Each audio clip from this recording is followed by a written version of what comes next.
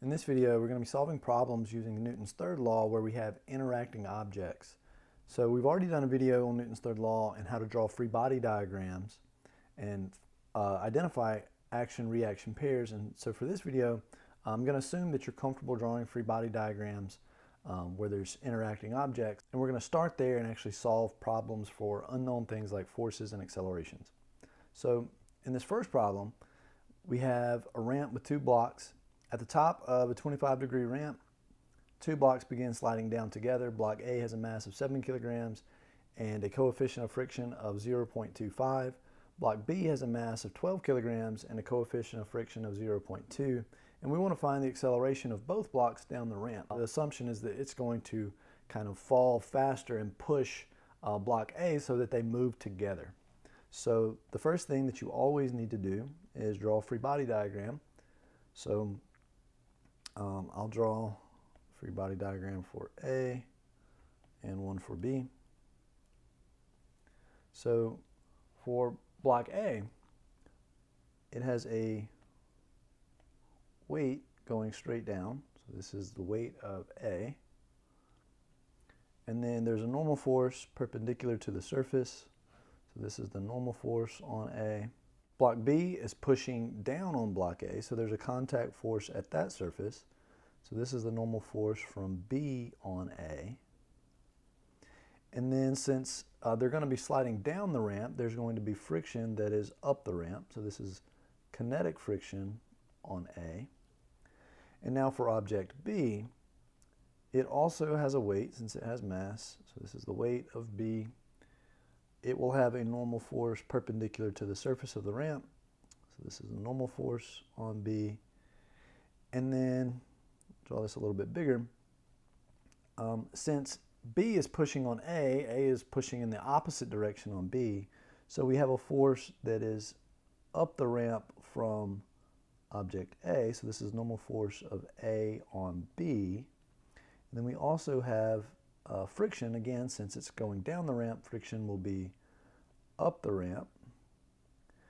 And then these, this and this, are action-reaction pairs, so they're in opposite directions, and we know they have to have the same magnitude. So just to be clear, I'm going to use a coordinate system where my x is going down the ramp so that my acceleration is positive, and then my y value is also rotated. Okay, so it's always good to have a coordinate system on your free body diagrams.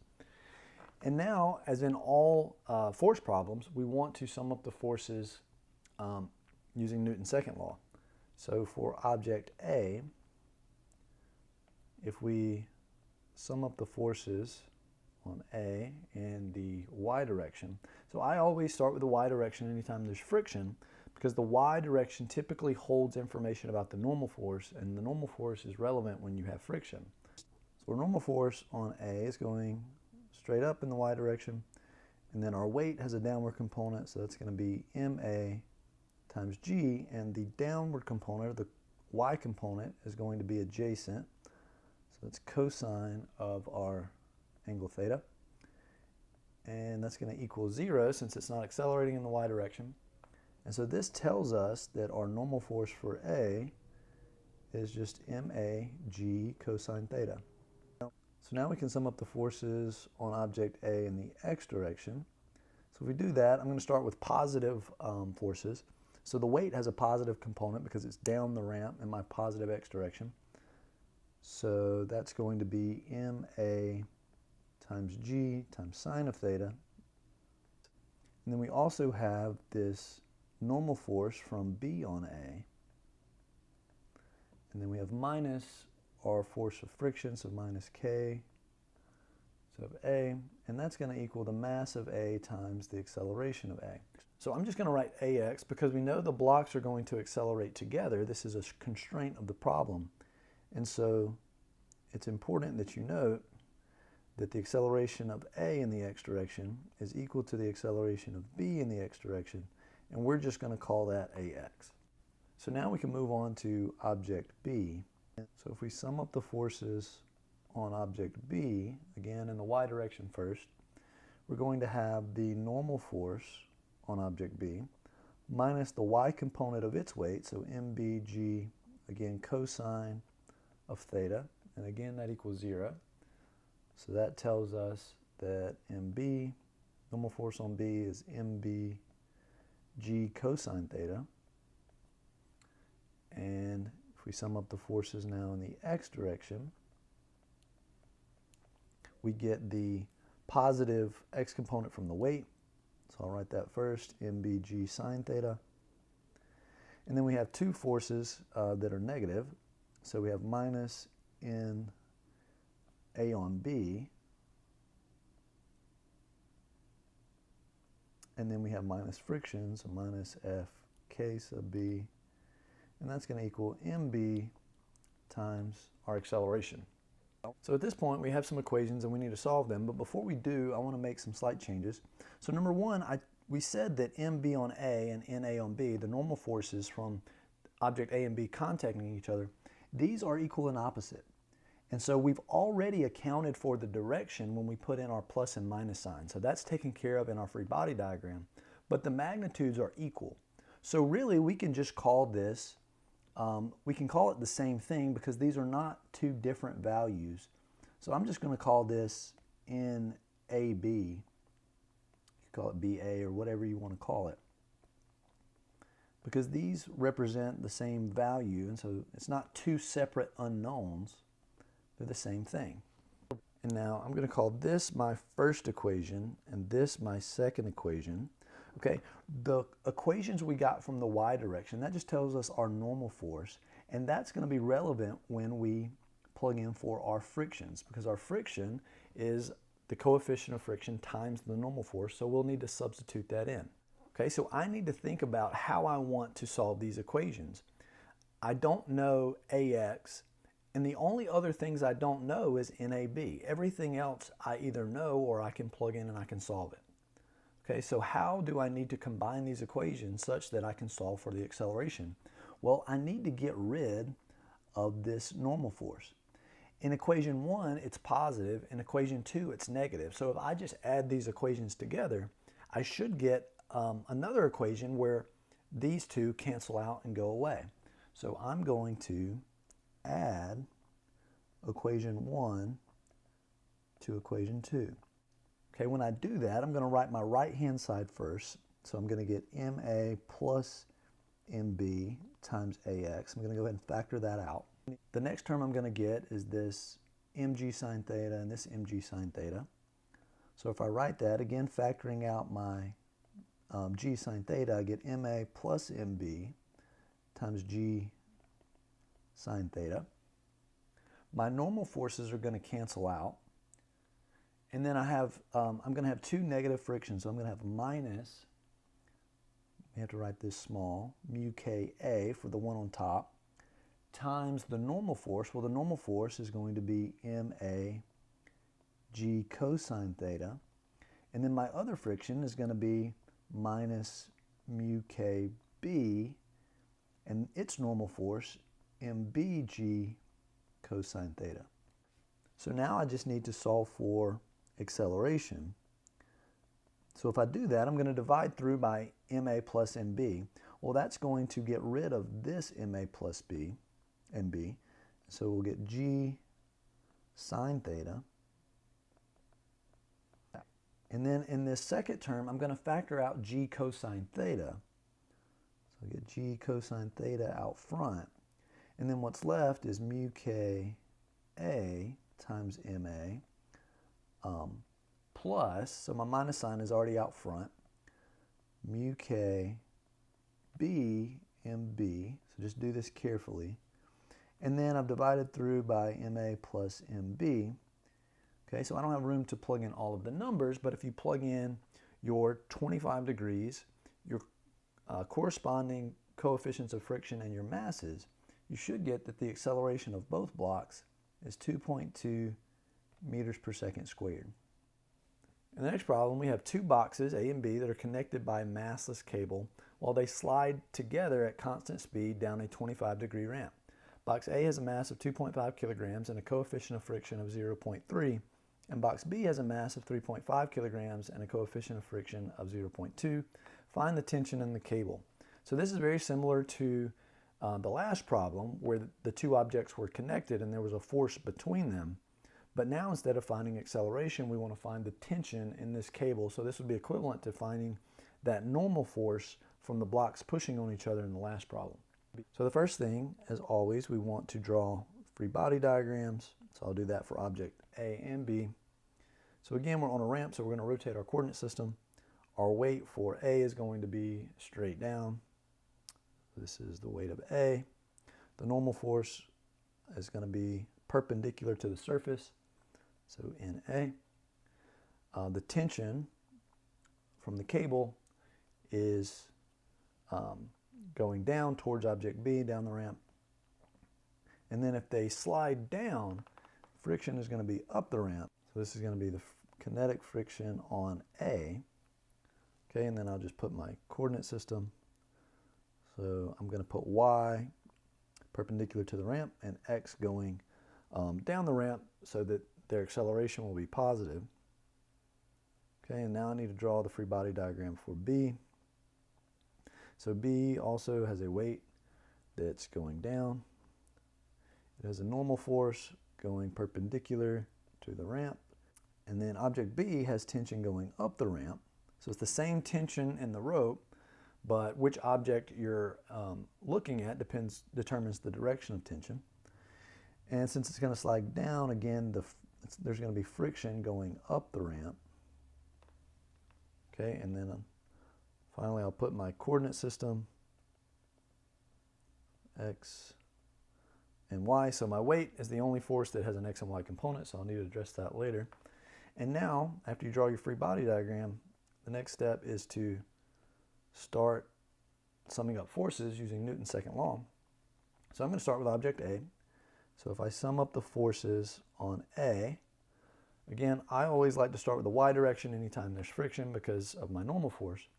So if I do that, I have the normal force on A, and then minus the Y component of the weight, so MAG cosine theta. And that's going to lead to the normal force being equal to MAG cosine theta, so that's what I learned from that equation. And then if I sum up the forces in the X direction, I get a positive tension plus the X component of the weight, so MAG sine theta, the opposite trig function, and then friction going the other way, so minus, I'm going to go ahead and plug in my coefficient of friction, so mu k for A, times the normal force, which I just found, so that's MAG cosine theta, just to keep from writing it over and over again, and that's going to equal mass of A times the acceleration in the X direction. Okay, and at this point I can't solve this, so I need to go to my next object, start summing up the forces there. So you sum up the forces on object B. Again, I'll start in the Y direction.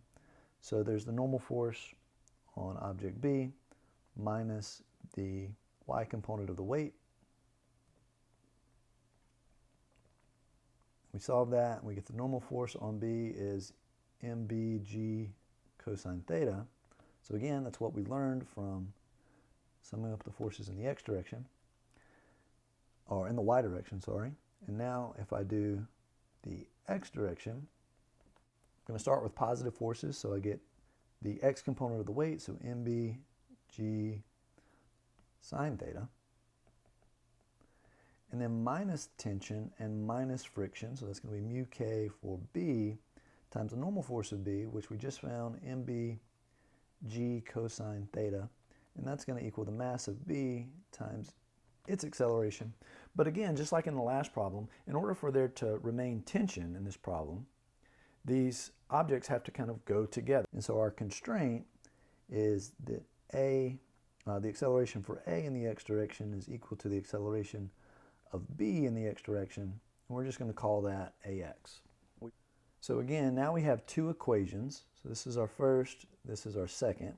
Okay, we did Newton's laws 4 times, but we already know what we learned from the Y direction, and that's just, we used that in our X direction when we included friction, so we really only have 2 equations.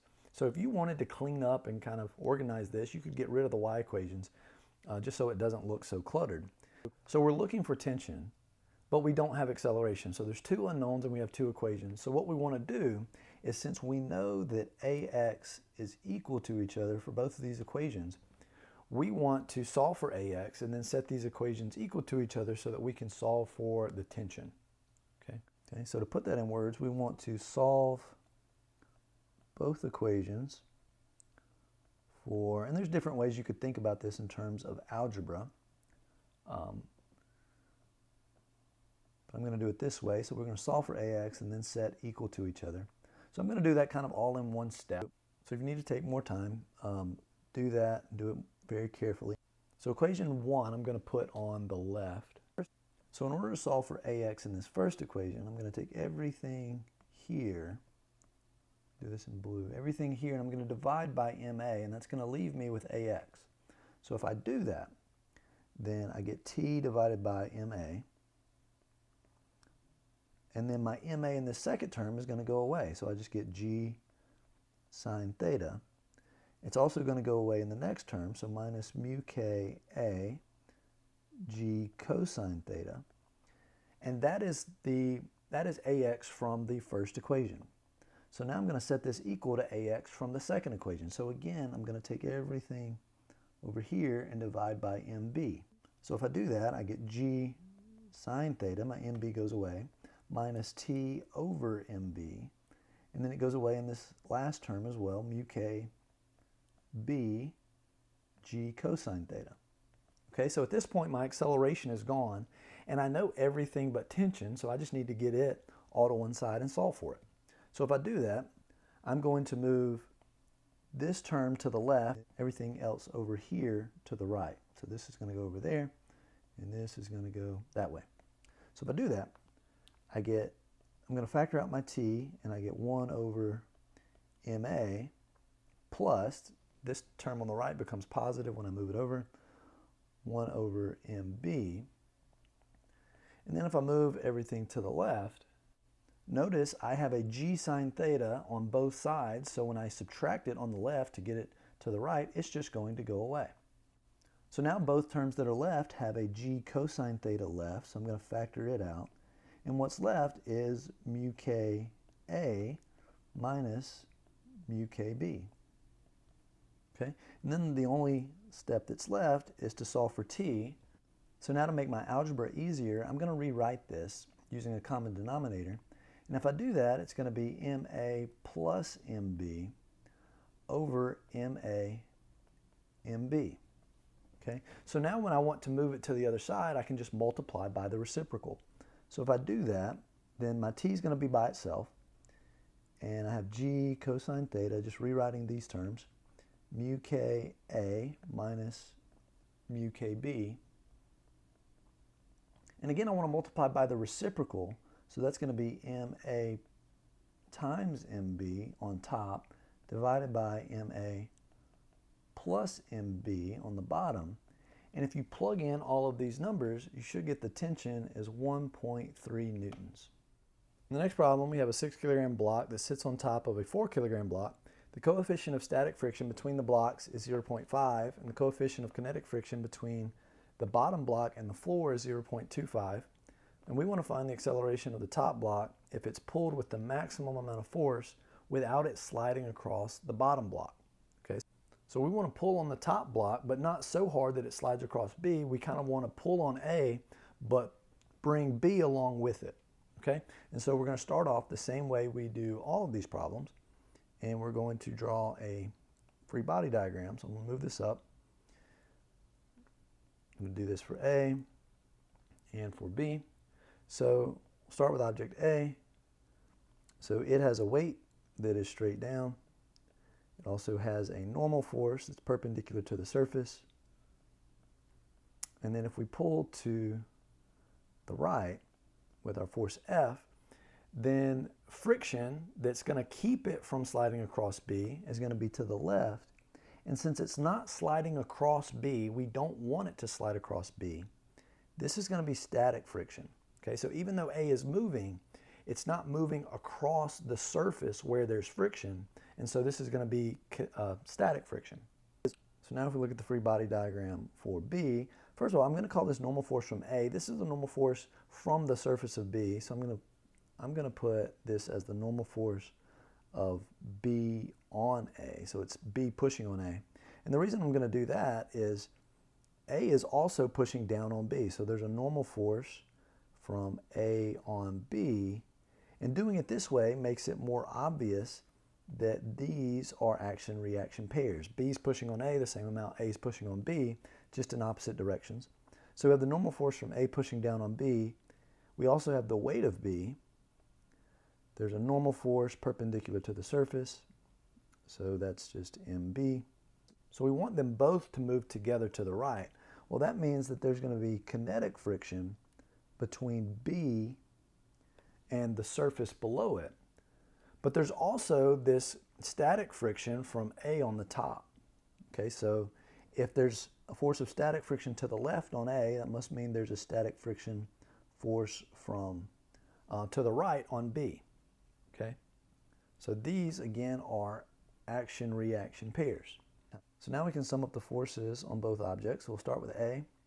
If we sum up the forces in the y direction on A, we get the normal force from B on A minus the weight of A, so I'll write that as MA times G, and it's not going to be accelerating up or down, so this just tells us that the normal force from B on A is the weight of A, so MAG. Now we can sum up the forces in the x direction. And if we do that, we have the force that's pulling on it minus this static friction force, and that's equal to the mass of A times the acceleration, but this is the acceleration across this surface, and we don't want A to accelerate across B. We want A to move because of B, so we don't want A's acceleration to be positive.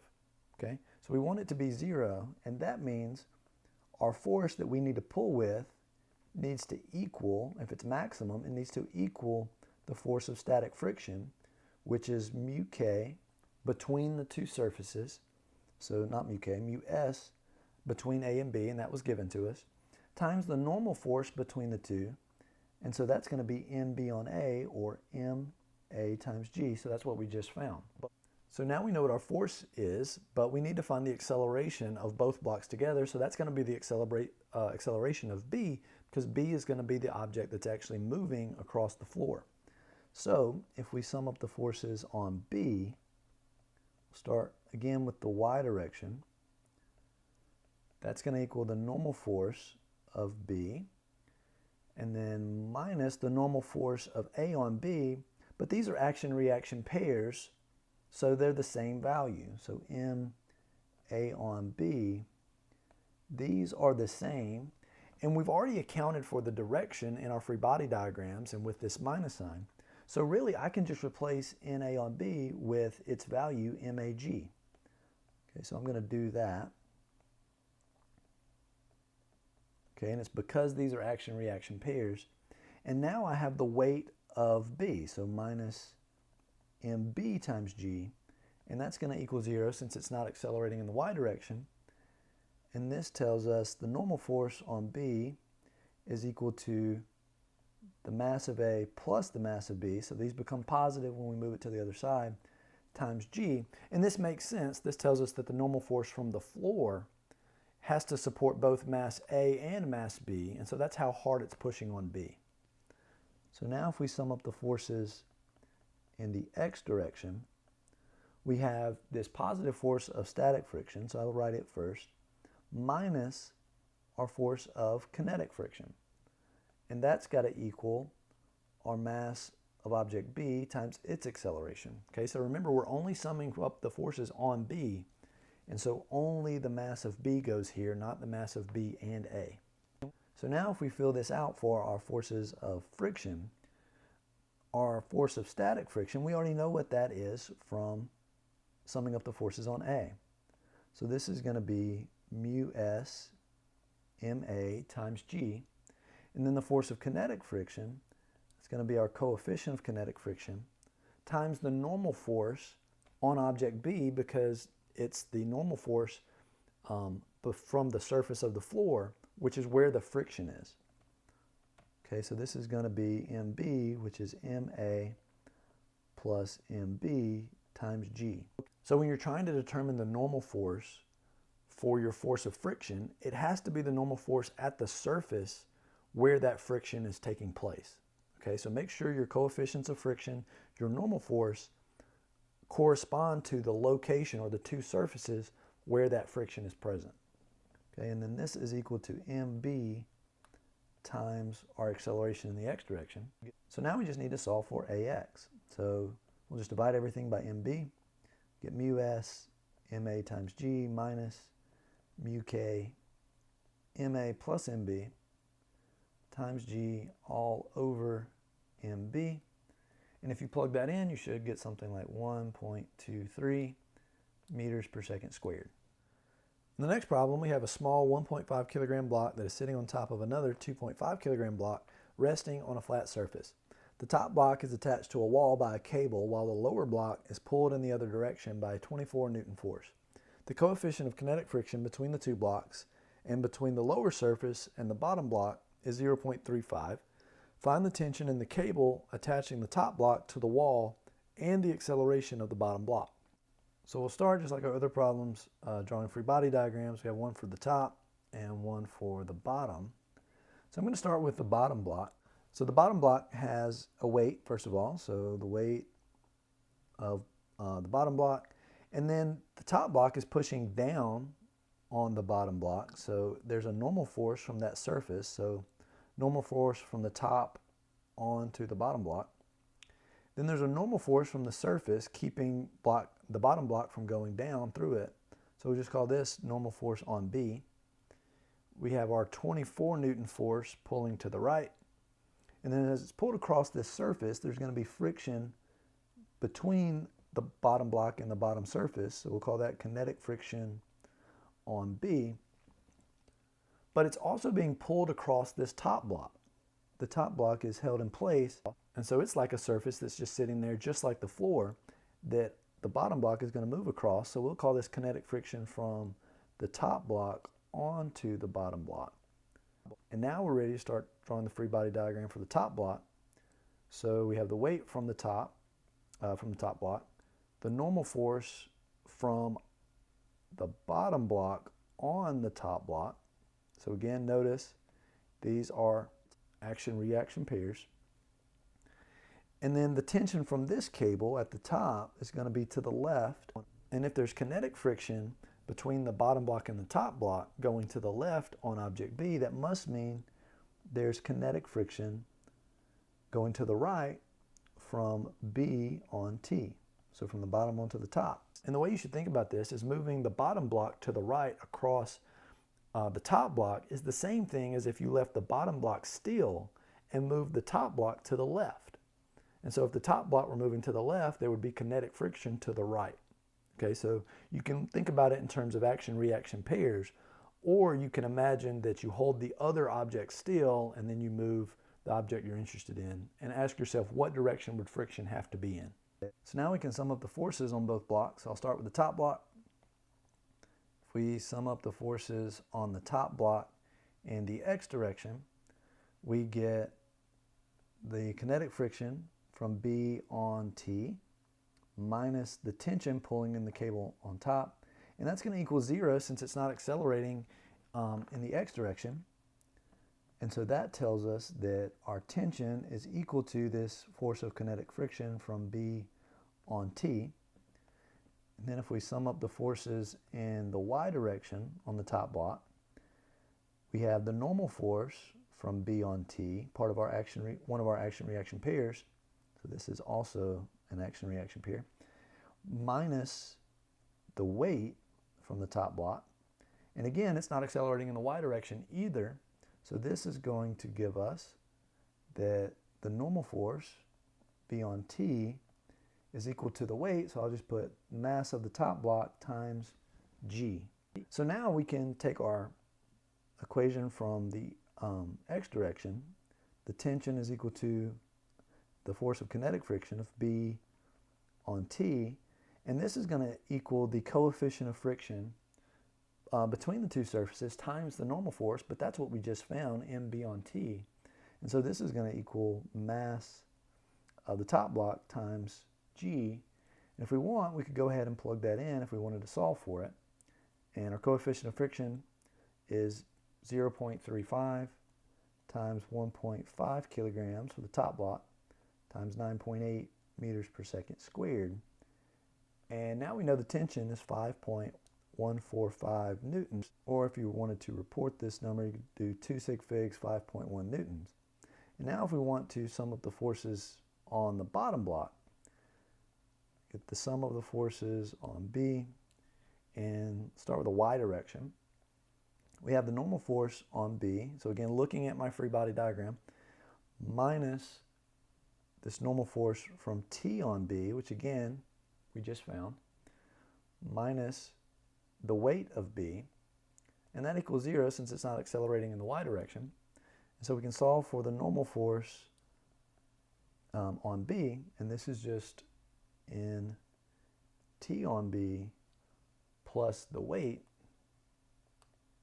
Okay, and we know in T on B is the same as in B on T. The normal force in this action-reaction pair is the same, so we can just plug in M from the top block times G plus the weight of B, that's just the mass of the bottom block times G.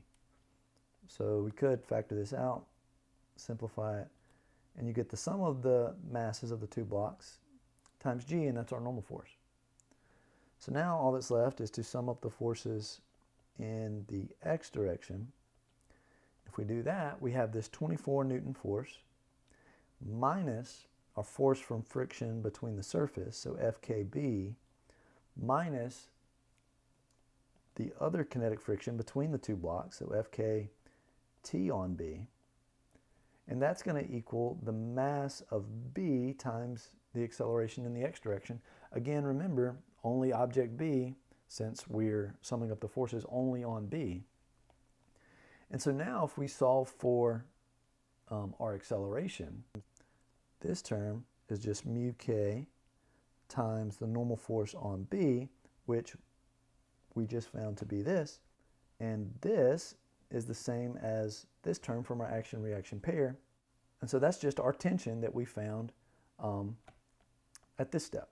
So if we plug all of that in, we get the acceleration is equal to 24 newtons minus mu k mb, that's going to be 0.35 times mb, which is the sum of our masses, 1.5 kilograms plus 2.5 kilograms, times 9.8 meters per second squared. And then we need to subtract off this force of friction, but that's just equal to tension, which is 5.145 newtons. I'll use all of my decimal places since I'm using it for another calculation. And then we need to divide by this mb, so that's 2.5 kilograms. And we get that the acceleration is 2.05 meters per second squared. This next problem, we have 3 blocks that are attached by cords that loop over frictionless pulleys as shown in the figure. The coefficient of friction between the table and the middle block is 0.35, and we want to find the acceleration of the block on the table. So I'm going to start by drawing free body diagrams. We have 3 of them. So I'll go left to right.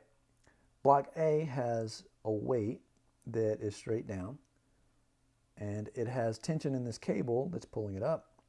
So we'll put this tension of B on A. Since the cable is originating from B and pulling on A, I'll write it like this. And then for object B, it has a weight that is straight down, as a normal force that is straight up. It's being pulled to the right by one cable, so we'll call this the tension from C on B, since the cable on the right comes from object C. And then we have this cable from the left, so we'll call this TA on B, since it originates from object A. So these are action-reaction pairs. But then also we're going to assume that object B is going to move to the right since the heavier mass is over there. So if we assume it moves to the right, then friction is going to oppose that motion, and it's going to be to the left. So this is kinetic friction. And then finally, free body diagram for object B, for object C, sorry. Object C has a weight that is straight down, and it has tension in this cable, T, call it B on C, since it originates from B. And again, these are action-reaction pairs, so they are equal and opposite, but they're being redirected by this pulley. So now that we have our free body diagrams, we need to sum up the forces on each object, but luckily for us, object A and B and object C only have forces in one direction. So if we start with object A, then the sum of the forces on A, well, that's just going to be the tension in B, tension from B on A minus the weight of A, and that's going to equal the mass of A times the acceleration. And then we'll go ahead and do object C. So we'll sum up the forces on C, and that's going to be the tension in B, or from B on C, minus the weight of C, and that's going to equal the mass of C times the acceleration. And now if I sum up the forces in the y direction on object B, I get the normal force, it's going up, minus the weight of B. And that's going to equal 0 since it's not accelerating through the table. And so this tells us that the normal force on B is just equal to its weight, so mB times G. And then we can sum up the forces in the x direction, so sum of the forces on B in the x direction. Well, that's going to be the tension from C on B minus the tension from A on B, and then minus this force from kinetic friction, and that's going to equal the mass of B times the acceleration. And if I wanted, I could write this, I could express my force of friction as the coefficient of friction, so mu k, times the normal force. So normal force I just found, so this is going to be mB times G, and that's going to equal mB times the acceleration. Okay, so now I have three equations, really. I already used this one and got everything I wanted out of it, but I have an equation from object A, an equation from object B, or object C, and then a third equation for object B. Now, in all of these equations, I wrote that the acceleration was just A. I didn't write A sub B, and A sub C. And that's because we're assuming that the tension is going to remain constant in these cables or in these cords, and these objects are going to move together. Okay, so number one, the tension TB on A is equal to TA on B. And for simplicity, to keep from writing this over again, I'm just going to call this T sub L for the cord on the left. And also TB on C is equal to TC on B. And that's just the cord on the right. So we'll call it T sub R. And so at this point, I probably should leave these subscripts on. So I'm going to go back and put these on all of my accelerations, and then I'm going to replace them. Okay, so make sure you go back and add those, but we're about to replace them because if all of these objects move together, then the magnitude of their accelerations are equal. So object A is going to accelerate upward the same amount that object B accelerates to the right, and that's going to be the same as C's acceleration downward. So object A, if we assume that C is heavier, and it's going to pull object B to the right and object A up, then the acceleration of A is going to be positive A. The acceleration of object B, well, it's going to get pulled to the right, so that's going to be positive X, so it's going to have a positive acceleration. But if object C is going down, then the acceleration of C is going to have the same magnitude, but it's going to have the opposite direction. Okay, so now we can go in and plug in for all of our accelerations, but we need to be careful to include the appropriate sign. Okay, so if I do that, then this one's positive. We can just drop the subscript. AB is positive, so we can drop the subscript. But if I want to drop the subscript on AC, I need to also add a minus sign. So MC times A, and then this is my minus sign. And that just says if A goes up and B goes to the right, or in their positive directions, then C is going to go down in its negative direction.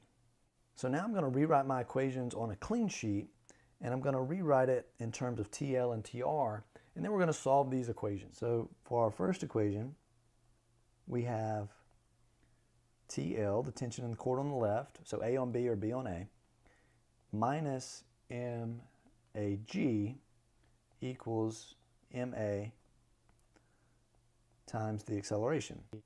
So that's going to give us TL equals MA times G plus MA times our acceleration. Okay, and so I'm not going to factor out this MA, and you'll see why in a bit. And then I move on to my second equation. So this is going to be TR minus MCG is equal to minus MC times acceleration.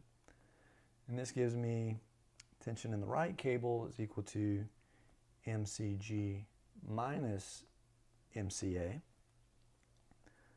And my final equation is going to be TR minus TL minus friction, UK MBG, is equal to MB times the acceleration.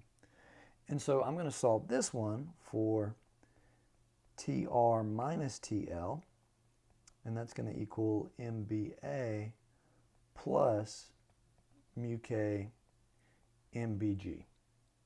Okay, so the question is, why did I do that? Well, I don't know what any of these tensions are, and I want to find the acceleration, so I want to get rid of them. I want to add these equations in such a way that the tensions go away and I don't have to worry about them. So if you notice, this is TR minus TL, and this is TR and this is TL. So if I take this bottom equation and I add the first equation, then my TLs will go away since one's negative, one's positive. And if I subtract the second equation, then my TR from equation 3 will cancel my TR from equation 2. Okay? And so that's the strategy. We want to add these or subtract these in such a way that the things we don't know go away. And so we're going to solve the system of equations. Okay, and there are different ways you could look at this, different ways you could do it. But I'm going to combine equation 1 and equation 2. So if I subtract 1 from 2, or 2 from 1, my TL is going to be positive and my TR is going to be negative. And then equation 3, I have the opposite. TR is positive, TL is negative. Okay, so if I do this, I get TL minus TR. Okay, so I've subtracted the left-hand side, and then I get MAG plus MAA minus everything from equation 2, MCG, minus will be plus MCA. Okay, so now I have a new equation, and now I'm going to add equation 3 to this. Okay, so if I do that, then TR minus TL plus TL minus TR, the TLs are going to cancel, TRs are going to cancel, and I'm just left with 0. Okay, so this is going to be 0 equals, I need to add everything on the right to everything on the right of my third equation. So I'm just going to rewrite this, MAG plus MAA minus MCG plus MCA, and then plus MBA plus mu K MBG. Okay, so now at this point I need to solve for acceleration. So I'm almost done. I just need to get acceleration out of these three. And so I'm going to rewrite this. I'm going to factor it out. So I'm going to have MA from the first term plus, I'll write it in order, MB plus MC. And from all of those I factored out an A. Okay? And now all of my other terms have a G in them. So I'm going to factor out G. And if I do that, I get a positive ma, a positive mu k mb, just keeping these in order, and I get a minus mc times g. And now I can just move this term to the other side and divide by the sum of the masses. So if I do that, I get the acceleration is minus everything on this right-hand term, ma plus mu k mb minus mc times g, divided by the sum of the masses, ma plus mb plus mc. And if I plug all of that in, I get 0.5 meters per second squared. So all of the blocks will start to accelerate in their corresponding direction at half a meter per second squared. Okay, and the last problem, this one's kind of fun. We want to find the force needed to keep the block on the ramp from sliding up or down if all surfaces are frictionless. Okay, so if we just left this ramp and this block sitting still, since there's no friction, the top block would roll down the ramp, or would slide down the ramp, sorry. But if we push on it, then we can keep this block from sliding up or down. Okay, so we need to start, as always, by drawing free body diagrams. So for the block on top of the ramp, for this problem, we want to keep our coordinate systems the same. Okay, so I'm going to leave my, and we'll explain why in a minute. So the x going to the right, positive x going to the right, and y going straight up. And then my weight of this block will still be straight down. So this will be the weight of the block. And then the normal force from the surface is perpendicular to the surface. So the normal force is going to gain an x and y component. So this is the normal force from the ramp on the block. Okay, and since this is the angle of the ramp, this must also be the angle of the ramp. And now if we do the free body diagram for the ramp, we have the weight of the ramp going down. We have this force that's pushing it to the right. There's a normal force from the surface of the floor pushing up, so the normal force on the ramp. And then if the block is if the ramp is pushing up and to the right on the block with this normal force, then the block must be pushing down and to the left on the ramp. So this is going to be N, normal force on the block on the ramp. And these are our action-reaction pairs. Okay, and again, this angle is still the angle from the ramp. Okay, so how do we solve this problem, and why did we keep our coordinate systems the same rather than rotating them? So if you think about it, if both the ramp and the block are moving together, but the block's not sliding, then their acceleration has to be the same. But if the ramp is moving to the right and the block is moving up the ramp, then its acceleration is the acceleration of the ramp minus its acceleration to the left up the ramp. If the block is sliding down the ramp, then it's going faster than the ramp, and so it's greater. And so what we want, and the reason why we kept our coordinate system the same, is we want the x component of acceleration for the block to equal the x component of acceleration for the ramp. And so we're just going to call that ax. Okay, so if they have the same acceleration to the right, that means they're not moving relative to each other. So if I sum up the forces on the block in the y direction, I get the normal force from the ramp on the block. But again, it's rotated, so I need to get the y component. So the y component is going to be the adjacent side, so times cosine of theta, and then minus the weight, so the weight of the block is just going to be mb times g, and that's going to equal 0. So if I solve for this normal force, part of my action-reaction pair, it's going to be mbg divided by cosine theta.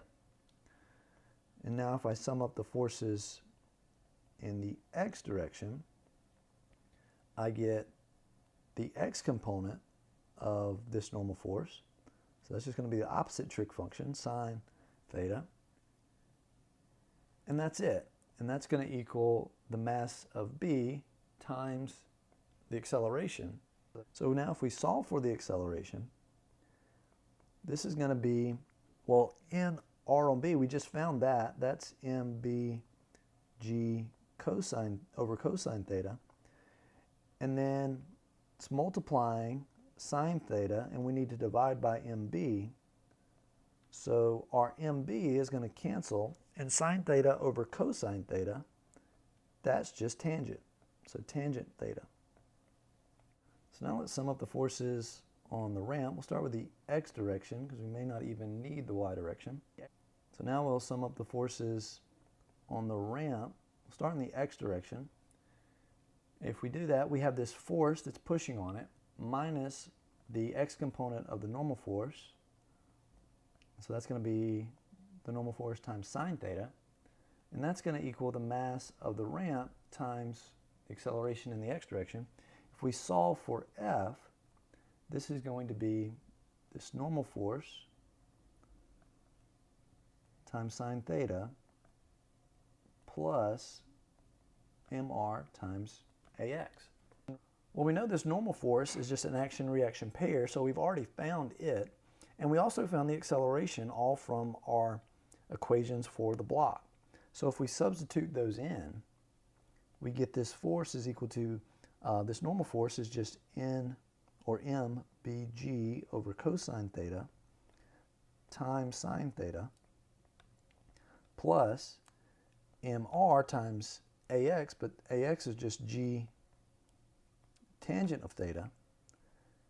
And so if we again simplify this sine over cosine, we get mb g tangent theta plus mr g tangent theta. So we can bring these together. So this is m, the mass of the block, plus the mass of the ramp times g tangent of theta. And if you plug in those values, so 2 kilograms for the block, 8 kilograms for the ramp, times 9.8 meters per second squared times tangent of 30 degrees, you should get 56.6 newtons. And that's how hard you need to push to keep the top block from sliding across the ramp.